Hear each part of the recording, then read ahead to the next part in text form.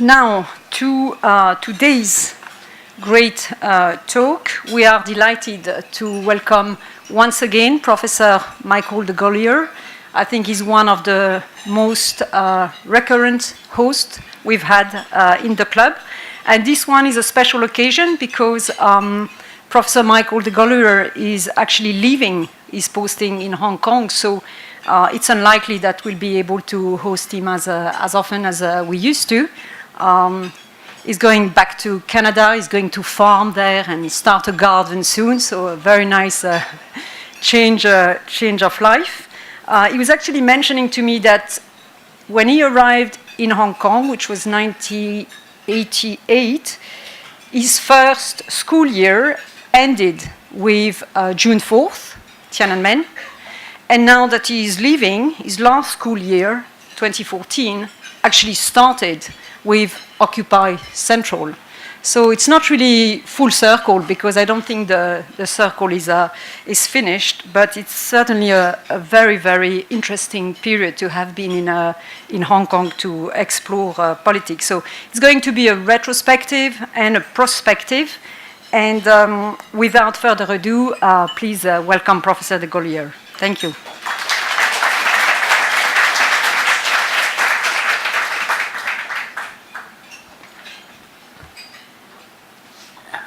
Thing.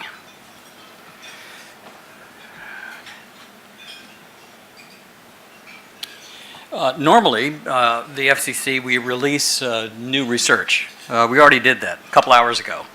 The new research has to do with the small house policy, so unless you're Philip Bowering and you go deep into the bowels of Hong Kong public policy, probably not of interest to you. But if you are interested in the small house policy stuff, that was just released this morning. Yeah, this is looking back and looking forward. When I first came to Hong Kong, there was an assertion in the academic literature and elsewhere that people in Hong Kong didn't care about politics. I found that extremely puzzling, and this was before June 4 occurred. Many of the things that I saw as political are decided by politics: housing, education, healthcare. These are all very political issues in many places. For example, the United States, healthcare is extremely political. Ask President Obama about that. And yet in Hong Kong, it was described as a social issue. We were told repeatedly that people in Hong Kong really didn't care about politics. And yet, in my eyes, it looked like there was a lot of, on the one hand, political decisions being made. A lot of public property and assets were being allocated by some sort of non-market behavior driven by government. And on the other hand, there was an active avoidance of certain aspects of politics. Okay, now active avoidance is very different from apathy. Apathy is you don't know and you don't care. And yet we found in Hong Kong that even people who were ill-educated knew a great deal about politics if you really asked them. So the transition project, before we ever started our first survey, and I call them survey and not polls because there's a difference, we did 5 years of qualitative research. And this qualitative research laid the basis for the questionnaires, the surveys we began to do. And the surveys were oriented towards trying to help us develop a model of politics and political development in Hong Kong, a model such that you could test it by forecasting to see if the model could accurately predict what was going to happen. Right? So when I saw June 4, and saw literally an ocean of people all over Hong Kong, not just Hong Kong Island, but in Sha Tin, for example. We were looking out our balcony, and we saw people marching underneath our flat in City 1, and the tail of the march disappeared in the distance toward the center of Sha Tin. It was all the way across the bridge, completely closed the roads. This was massive, and Sha Tin was the small demonstration. I graduated from graduate school, finished my dissertation in '84, officially graduated in January of '85, and all of you guys who've been here for a long time remember when the British and the Chinese signed the Sino-British Declaration. Okay, right? Everybody remember this? Quick test, right? Some people do, okay. December '84. And as a person who was interested in political economy, which is state-market interaction, well, the only thing that was really interesting going on in terms of the North Atlantic region, which is traditionally where most political economy is focused, you know, because of Adam Smith and Marx and various things like that, there wasn't much really interesting going on. We didn't even have perestroika being talked about at that point. All we had was the folks in the Soviet Union kept dying. Every time they appointed somebody, somebody else would die, which is one of the problems of appointing old people.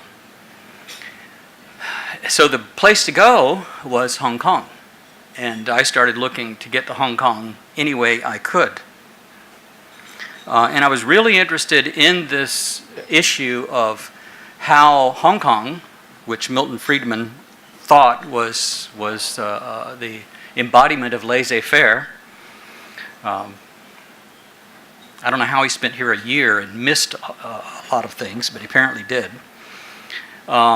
And then China, which arguably was the most successful example of a socialist economy around, that they were going to have some sort of shotgun marriage.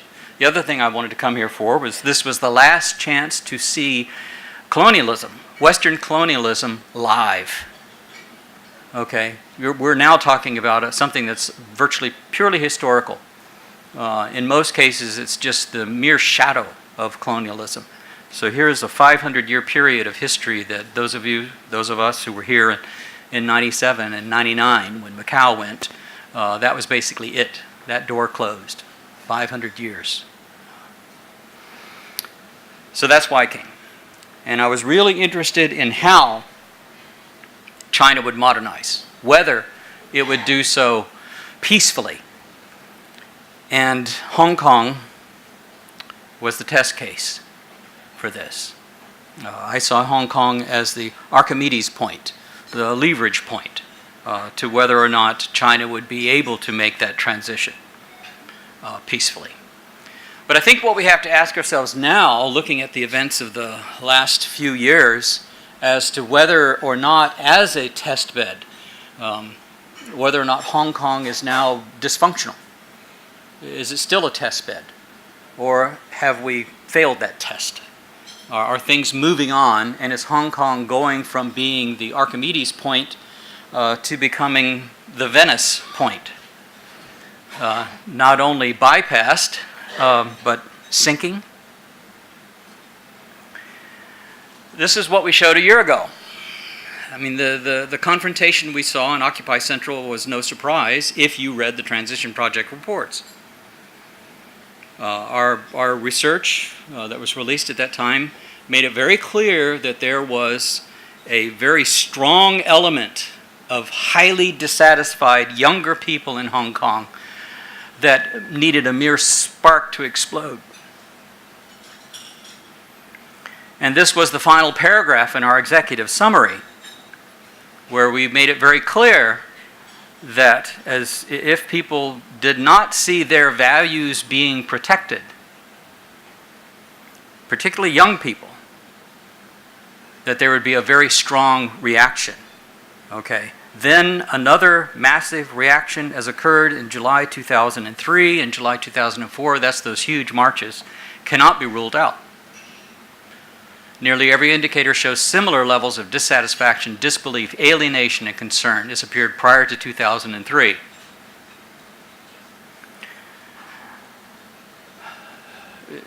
Strangely enough, Ta Kung Pao was convinced that since we knew what was going to happen, we must have been plotting it. But what's really interesting is if you look at Hong Kong relative to population, it has the world's largest demonstrations. Okay, seriously. Proportional to population, 500,000 demonstrators in Hong Kong equals 21 million demonstrators in the United States. Now, can you imagine, those of you who are Americans, okay, can you imagine 21 million demonstrators in Washington, D.C.? Not a million-man march, a 21 million-man march. I think even the Republicans would listen. And in the PRC, we're talking about 100 million people demonstrating. 100 million people. I mean, that's as though the entire population of France and Belgium,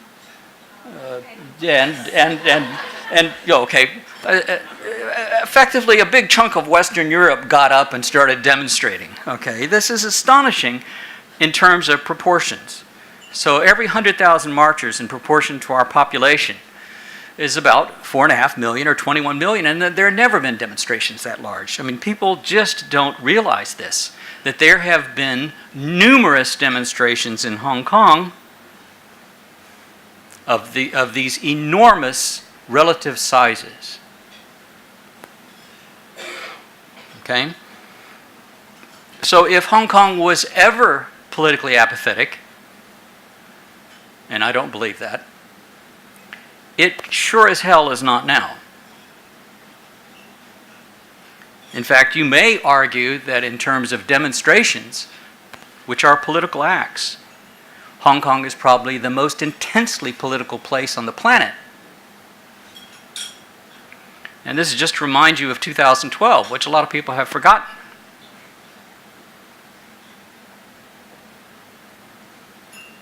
And Occupy Central.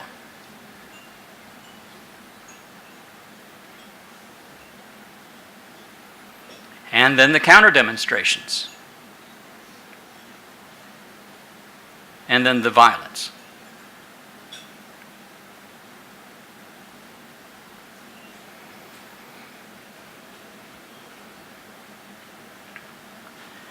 So the question, I think, becomes, what is driving these massive demonstrations? It's certainly not a sign of good government. And I think we have to say that one of the drivers of this is that the elements in Hong Kong, some of the elements in Hong Kong that have the greatest power, have the least real interest and concern in Hong Kong itself. Hong Kong is a base for them, and they don't see what's going on under their feet. And I think the second cause that we need to look at is this uneven and unplanned integration. For many years, I've argued that we need the bridge to Macau and Zhuhai, that we need to become leaders of the Pearl River Delta region, that we need to cooperate and coordinate with them. This is something that is honored only in the breach and very badly done. Now, I do think we do have some common problems in Hong Kong that we share with the rest of the world. It's not singular that we have a wealth gap and a generation gap in Hong Kong. And we have this problem of rapid change that leaves regions and age groups behind. And that has certainly happened in Hong Kong, as well as in the rest of China. But we're also not unique in that we are suffering from a demographic wave. Okay, a very aging society now is bearing down upon us here in Hong Kong, as it is in many places. We also have an infrastructure that has a lot of schools, but not as many aging institutions, which are very different from schools, in place. Okay, so we have a shift of public resources that needs to be taking place, and it's not taking place fast enough. And certainly, along with everybody else, we are suffering from pollution and climate change and water access and quality and environmental stress. And I think, like many places in the world, we have a rising level of education and understanding and communication internationally. And we have growing options for some people and restricting, narrowing, diminishing options for others. This is no different. But you have to remember, when we look at this process of integration with China, that while some people moved ahead, Henry Tang being one of them, there were other people who were left behind. And while this was a heady experience, localization, for some folks, it also raised expectations, I think, unreasonably about increases in salary and about promotions. in the 1990s, the localization process. And then we had great fears about floods of mainlanders coming into Hong Kong. They were looking the wrong way. It's tourists, not wives and children, who flooded in.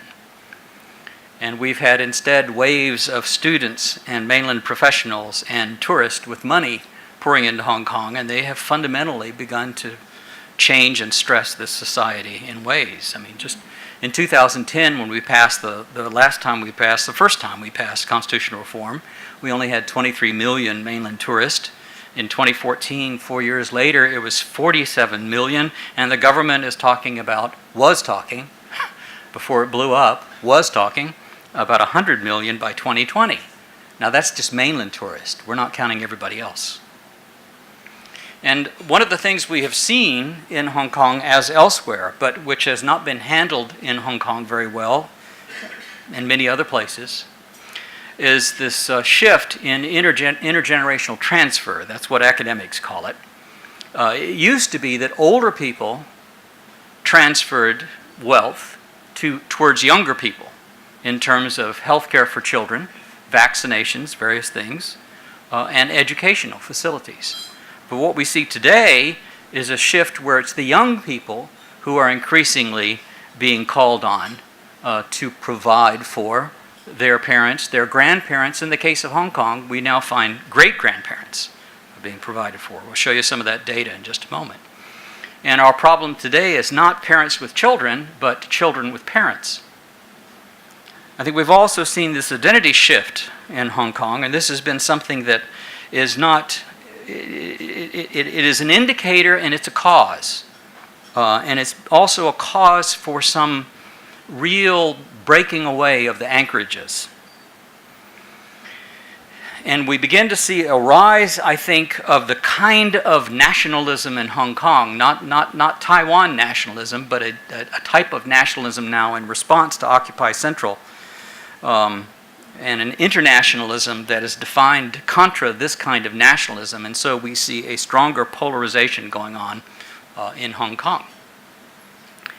Just to give you some data, this is another report and research we did based on analyzing 20 years of Hong Kong Transition Project research, as well as census data. Okay, and now we have 16% of these people who are equal to or over 65, and that age group, not those living alone, but the age group is forecast to nearly double just in the next 15 years or so.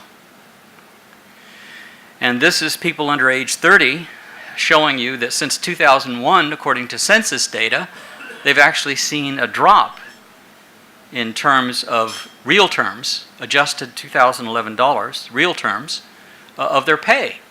So instead of that steep rise you can see from 91, 96, 2001, that's the localization process. That's what everybody was expecting would continue. Well, it didn't. We had a boom and a bust. And so people in their 30s, actually it's more now towards under their 40s, under age 40, are really seeing a very different world from the world that those of us who may have moved up in our careers in the 1990s saw. And we also see the women increasing, both Hong Kongers and mainlanders, increasing their presence in managers and professionals. But our political system is not reflecting that.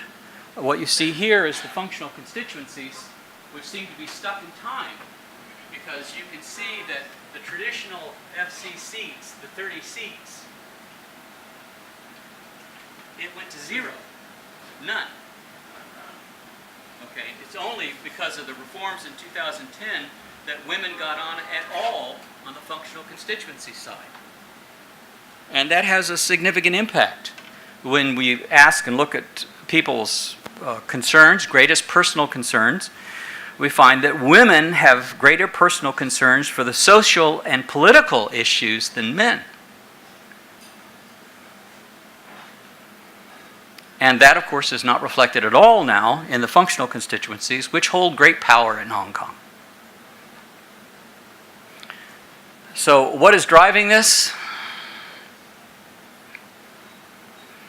I think there's a strong and profound sense of unfairness, which our research has shown time after time is out there. And people's problems, and you can see why, there's no women in 30 traditional functional constituency seats. Their problems are not being addressed. The big international firms don't really care that much about Hong Kong per se. And so you can see that we have a real drop. This is from our old survey data. We can show you this stuff, just to remind you, about people being dissatisfied with living in Hong Kong. And you can see the groups by age group. That's people under age 40 being very dissatisfied, a majority. And people, professionals, managers, administrators, majorities, students, majorities, dissatisfied. And dissatisfaction with the Hong Kong government. Those circles at the same level. And so the question really is, do we have new problems, or are these old ones that have been left to fester? Did Donald Tsang give some sort of promise of action that he did not do? What has taken place that we have seen this shift, negative, then positive, then negative? And of course we see also the age differences. Under 40s, overwhelmingly dissatisfied. Students, 90% dissatisfied. This was all available to the government way ahead of Occupy Central.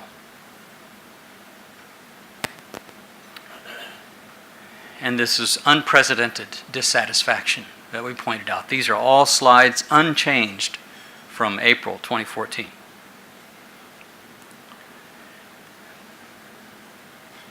With the performance of the PRC government ruling China.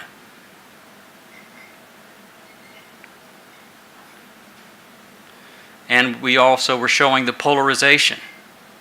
That's really what these lines show. They're a regression, but it's a clear distinction between groups who are satisfied and groups who are dissatisfied.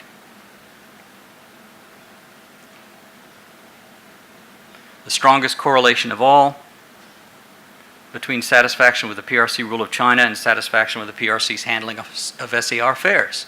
So the way Hong Kong is treated affects the way people think about being Chinese, being part of China.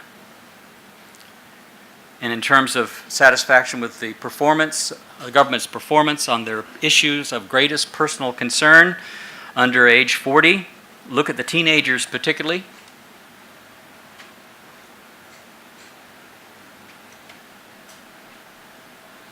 Versus folks in their 50s and 60s and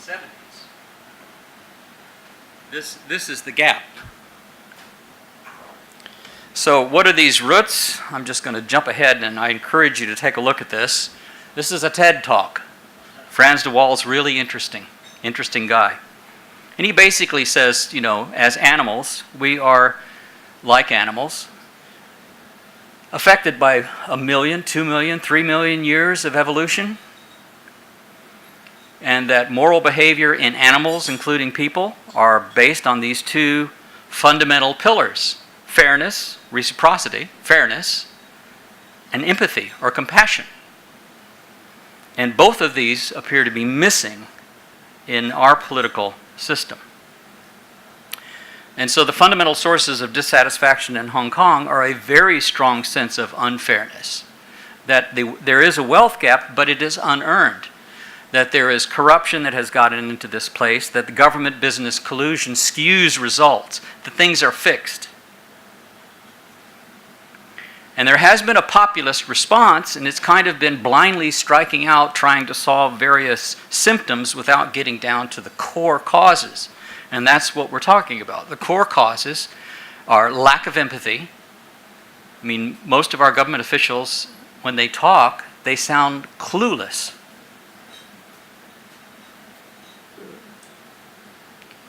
And when they're informed, they don't really strike you as really caring that much.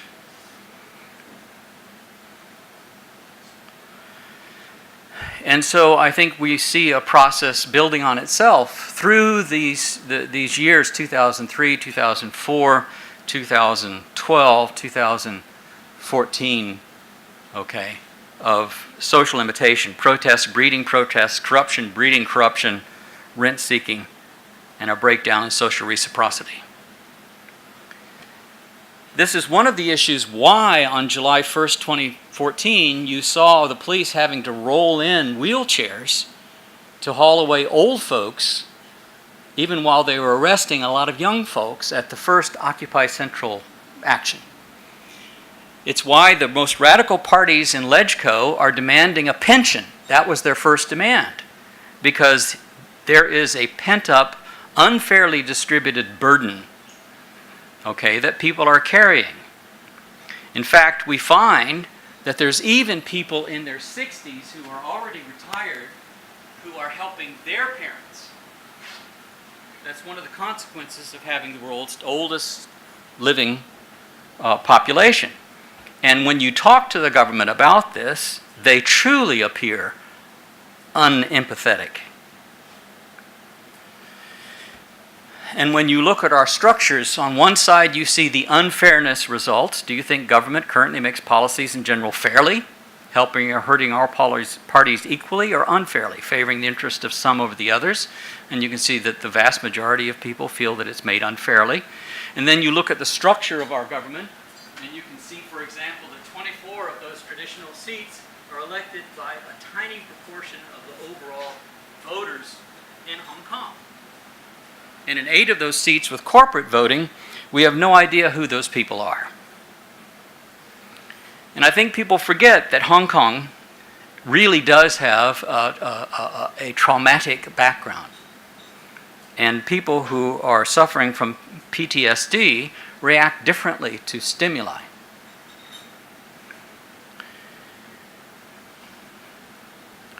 And so I think there's some fundamental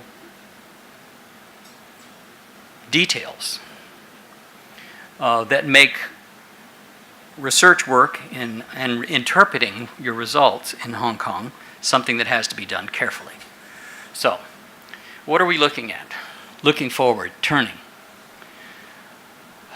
Everybody talks about reform, but if you're a person who is living in a situation that you feel is increasingly intolerable, all this talk about reform only makes you more frustrated.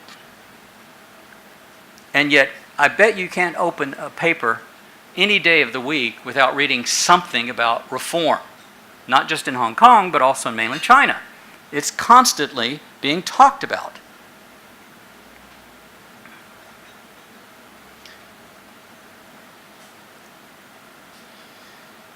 And what you get is, if there is a reform, it seems to be reforms that only benefit some people.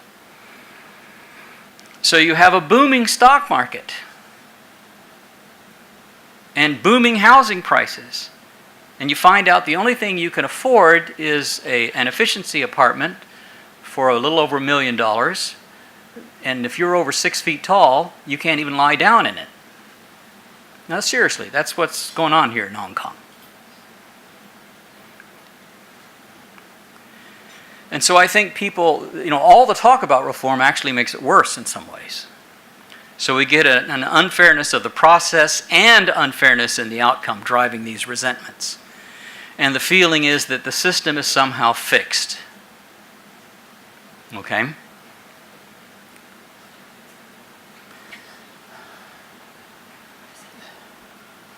This shows you fluctuations in identity.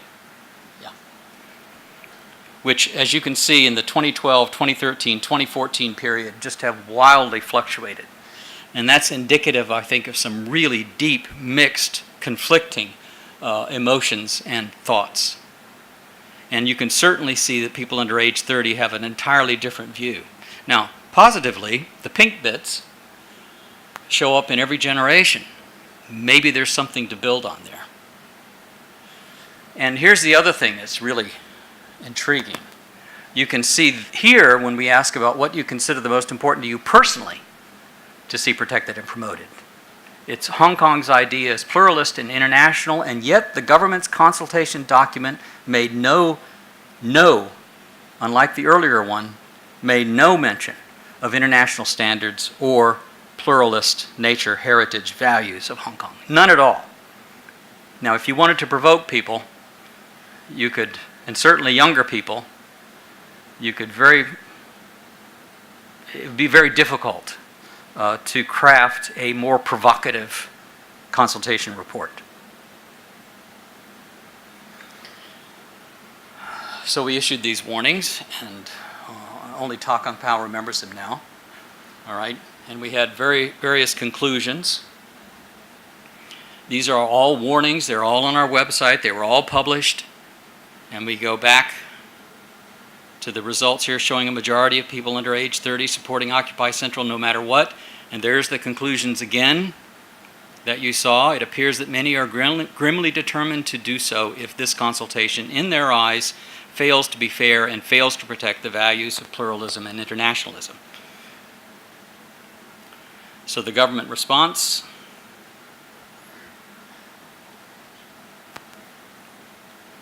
You couldn't have engineered a more provocative series of events than if you really wanted to force people out into the street. Okay. So can Hong Kong be repaired?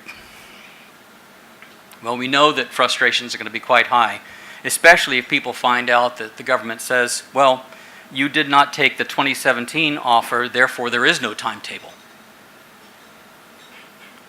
We do know that our system is not working. Proportional election is really causing problems. We know that it's just about impossible to really form a stable coalition in LegCo. And so no matter what, whatever the outcome, we have some fundamental problems that have to be fixed somehow or another. I think it's clear that corporate voting has to go. It's really weird that directors vote on every single incident of importance, issue of importance to a corporation or an association, a group, except this political one. That's the sole exception.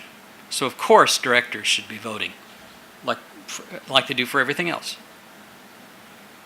And we've got a bunch of shelf companies. The Kwaks had a bunch of shelf companies. Li Ka-shing had a bunch of shelf companies. There's got to be a way of eliminating shelf companies in terms of their effect on our politics. We need to increase the constituencies so we can decrease the factions, so we can force people to have to compromise to gain a seat. Certainly we need to do this. This is a no-brainer. We just issued a report on this. That'll tell you more about this. Land planning. And of course we need competition with teeth. We just, like The Economist says, we can't be the capital of crony capitalism. I think we need to integrate more effectively, and that's coming. I think we've got some really interesting things that are going to change behaviors whether we like it or not. As soon as the capital account and convertibility begins to take place, the question becomes, will Chinese save the way they have been saving? Will they invest in Hong Kong like they have been investing? I think it's highly doubtful. Okay, this is going to drive some reforms that have to take place, and we're going to have to react to those. I do think that if we succeed here, I do believe Hong Kong is still the test bed. If they fail here, I don't think it's necessarily going to mean that it won't take place on the mainland.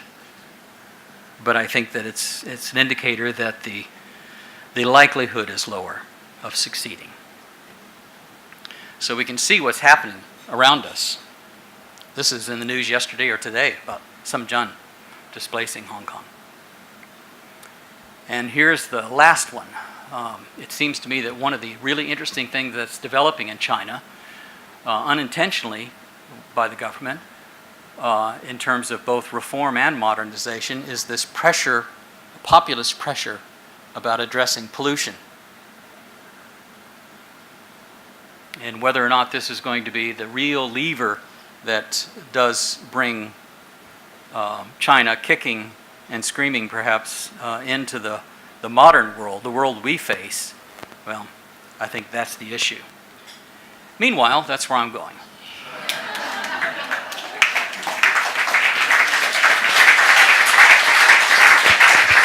Thank you very much, Professor DeGolyer. I didn't interrupt you too bad because it's the last time, so you got an extra 3, 10 minutes of presentation. And now we have only 5-10 minutes for questions. So please raise your hand if you have a question and identify yourself. Yes, here. Thank you. John's going to ask a question. Any good news? All right. Michael, A quick question. you please. mentioned you envisioned coming to Hong Kong because you felt it represented the roadmap possibly for modernization of China. About 20 years ago, there was much talk about, or 30 years ago, of it also being the roadmap or blueprint or whatever for Taiwan's eventual developing closer to the PRC. Whatever happened to that concept? Of course, it died along the way. Well, of course, unification and modernization are not the same. Unification is a historic aspiration. Modernization is a necessity. Okay, so I think the relationship between Taiwan, Hong Kong, and the mainland has been a very interesting and complex dance, in which Taiwan and Hong Kong have led, and then at times lagged, and at other times reacted to this modernization process going on. And what's interesting in Hong Kong, and maybe a little disturbing, is that a lot of young people now are convinced that the reforms of the stock markets are actually a plot to even further take over Hong Kong's economy. And they're getting this idea from Taiwan. So we're getting now we're in that complex dynamic. It's still taking place. It's still influencing us whether we know it or not. And certainly the idea of investing LegCo was also influenced by the students' actions in Taiwan.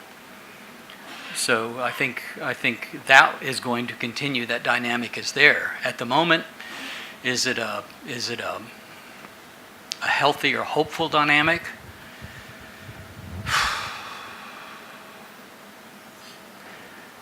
Yes and no. I mean, yes, in the sense that we've seen Taiwan go to the brink of separation and then draw back. And we've seen, both in Hong Kong and in Taiwan, populist mass movements that have receded and were not met with violence by government.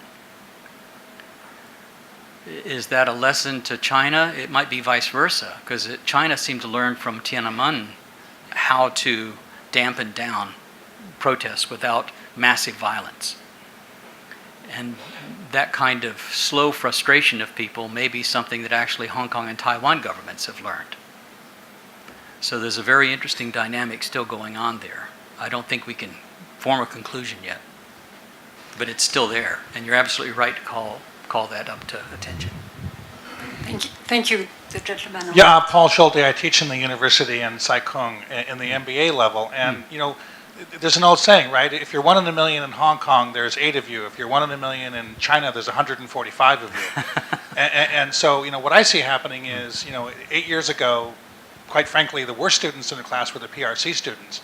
8 years later, the best students in the classes are all PRC students. Yeah. They're hungrier, spongier, more aggressive, harder working, better projects, better grade scores. That's why I asked that question. And yeah, so my question is, I think there's a failure in the Hong Kong education system to prepare Hong Kong Chinese for university. That's what I think is the question that's being asked at very senior levels at the other university in Sai Kung. Do you agree? Yes, I would. And as a director of the MPA program at Baptist, I've been pushing very strongly for what I call the local, regional, national, and international levels, all to be part of the program. And that includes having folks from Chinese Academy of Social Science come down to Hong Kong and us take our group up there. I think we have no choice but to raise our competitive capacity, or we're going to be left behind. Samjian is leaving us behind, period. It's not Shanghai or Singapore we need to worry about. It's Samjian. And I completely agree with you. I think that we have really done, we cannot allow our kids to try to choose isolation as a means to protect or preserve what they see of as somehow their deserved legacy. Okay, they've got to get out there and defend that. You know, this is the Hong Kong way. The Hong Kong way is to get out there and compete. And actually, this is going to be a farm, and I'm going to be using an aquaponics system in which the fish, which are incidental to the aquaponics system, the way I'm going to market them is you don't want to buy fish from China. Okay? Compete, whether it's negative or positive. And I completely agree with you. We really need to focus on really, you know, competition. But again, the point is, when we talk about competition, people look at competition in Hong Kong and they feel the system is fixed. So you're telling them one thing and doing another. We've got to get rid of crony capitalism. We have to address it. It has to be frank. We have to reform our functional constituencies. Competition is good for everybody or not. Okay, we have one question here. Thank you, Michael, for a great presentation and for the work you've been doing over the last 3 decades. Will the work of the Hong Kong Transition Project continue after you leave? Who's going to be doing that? And the information that you've gathered, would that also be available on your website? Yeah. Will the website be maintained? Yeah, the website will be maintained. I told the folks at RTHK were asking me, you know, if we call you in the States, are you going to answer your phone? And I said, well, you know, technically I'm retired and I don't have to answer my phone. And so they said, well, what if we give you a contract, okay? And I said, well, in that case, my wife would insist that I answer the phone.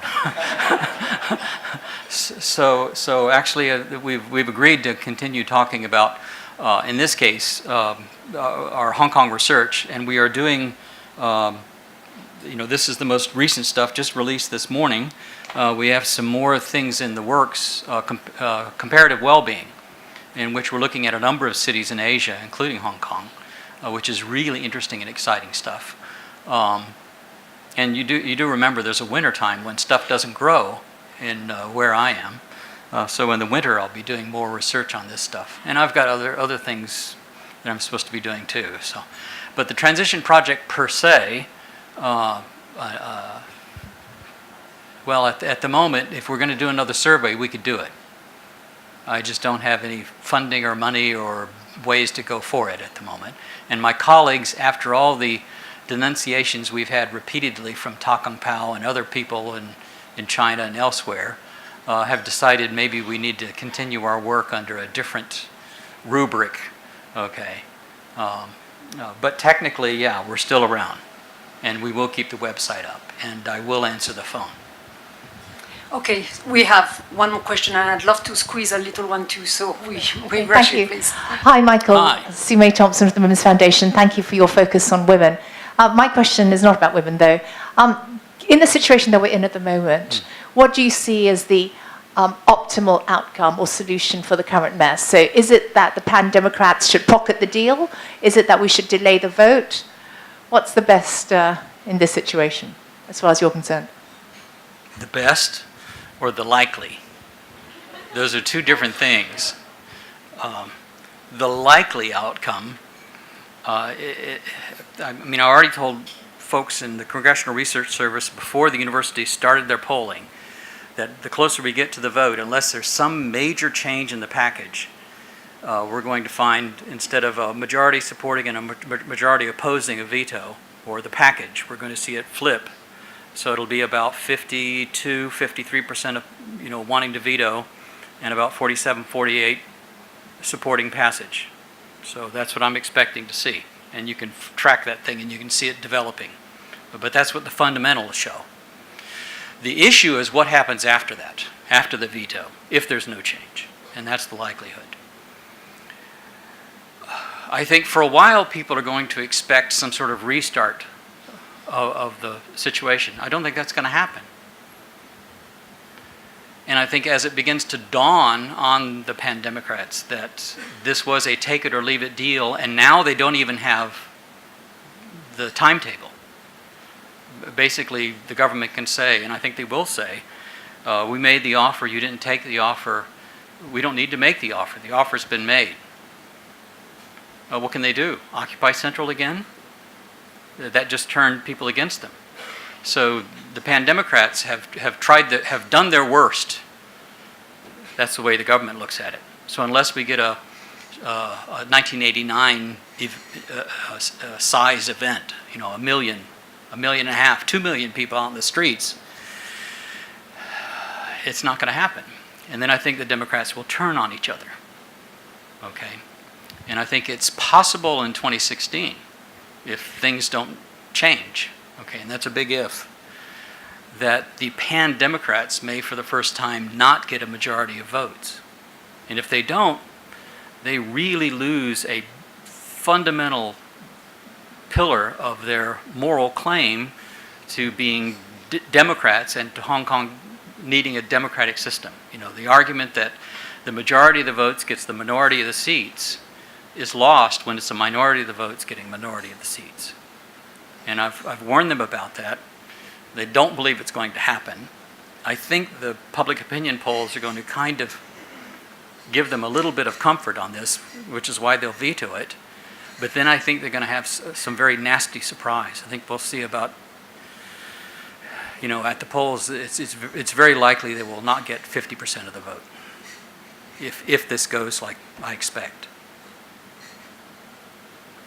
Thank you. Well, this was partly my question, but because you said in 2014 it was so easy to kind of expect what happened in Occupy Central, what would you see now which could predict what has been talked about, which would be possibly a violent summer or beginning of summer? Are there signs just as clear as a year ago for what may happen? I think there's going to be a lot of anger, but also disappointment, and then recriminations. So I don't think we're going to see, unless, you know, see why Leung does something stupid, and we can't discount that. I think there's a lot of people actually counting on that. You know, they call him the wolf, but sometimes I think he's way more clumsy than a wolf. The elephant, maybe, stumbles around. But anyway, unless he does something stupid, I think that we'll see a lot of implosion and recrimination and after an initial reaction, which will be pretty strong. Well, it's a pretty doom well, not way really. to finish your really. 25 years here, but you're looking forward to a beautiful view in Canada, and you'll be thinking of us, and we'll be listening to you once in a while on RTHK. So thank you so much for this last presentation, and maybe if you come back, FCC will definitely be very happy to welcome you again. So please give a big round of applause to Professor DeGolyer. Thank you.